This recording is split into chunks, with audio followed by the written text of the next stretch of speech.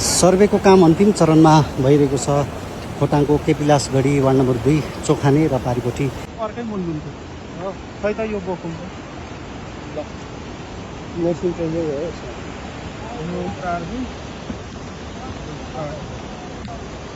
लाइनमा जान्छ अर्को लाइनमा तपाईँ जान्छ पारीको गाउँ चाहिँ उदुङ हो, यता चोखाने हो हैन? बुधुङ हजुर चोखाने। हामी तर एउटै वडा थियो। हजुर वडा एउटै हो। साबिकको अहिले एउटै वडा हो। काम कहिलेदेखि सुरु हुन्छ? हजुर जहाँसम्म लाग्छ यहाँ सहज पनि छ, सजिलो पनि छ, सडक पनि छ। हजुर यो सडकलाई चाहिँ हामी अब हाम्रो पालिकाको जेसिबी चाहिँ लिएर अब यो बाटोहरू ठाउँ ठाउँमा भत्किएको छ, यसले मर्मत हामी पनि छिटै गर्छौँ। हजुर अब हामी यहाँको जनप्रतिनिधि भएको नाताले त्यति भोलि यो सडकले गर्दा यहाँ विवाद केही त नहोला नि? आउँदैन।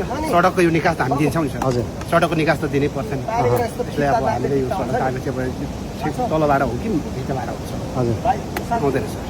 वडा र पालिकाले त पक्कै पनि यो अभियानलाई सहयोग गर्छ नि होला, सहयोग गर्न समन्वय गर्ने कामहरू। हजुर उहाँहरूले त सहयोग मात्रै नभएर उहाँहरू यहाँ श्रममा पनि आउनुहुन्छ भन्ने आशा छ। हाम्रो पालिकासम्मको सम्पूर्ण अब जनप्रतिनिधि अहिले वडाको तपाईँहरू त आउनु नै हुन्छ? अवश्य हामी त छँदैछौँ, अन्य वडाको पनि आउनुहुन्छ भन्ने आशा छ। आशा छ पक्कै पनि।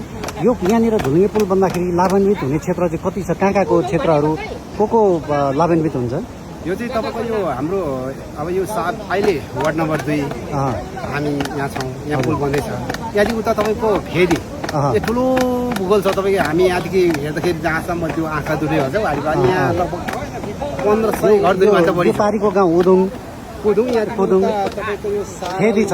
फेदी चाहिँ सारलुङ, टोमाने, छ्यामसुन्ने, माखम्ला, पत्करु, पिप्पेङ भन्छ यो जुन ताखोलाको पारी साइड मात्र। हजुर त्यहाँको सम्पूर्ण जनताहरूले चाहिँ लाभ।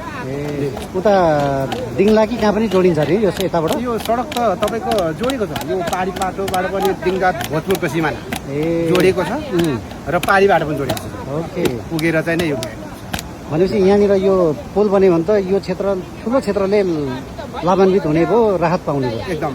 यो धेरै नै पाउँछ। अब यहाँ पुल नभएको कारणले यस्तो धराप छ, तपाईँ हेरिसक्नुभयो। यस्तो भएको कारणले कतिपय व्यक्तिहरू त अब घुमेर हिँडेर पनि जान्छ पारीबाट। यो पुल बनिसकेपछि त उहाँहरू यो बाटै हिँड्नुहुन्छ पैदल यात्रा। अब बन्छ भन्नेमा कतिको विश्वस्त हुनुहुन्छ? पुरा विश्वास विश्वास, किनभने अब हाम्रो हर्कसाम्पाङले बोलेपछि हामी श्रम गर्न तयारी छँदैछौँ। पक्कै बन्छ, यो सेन्टै बन्छ। विश्वस्त विश्वास। तपाईँ वडा सदस्य हरिचन्द्र राई।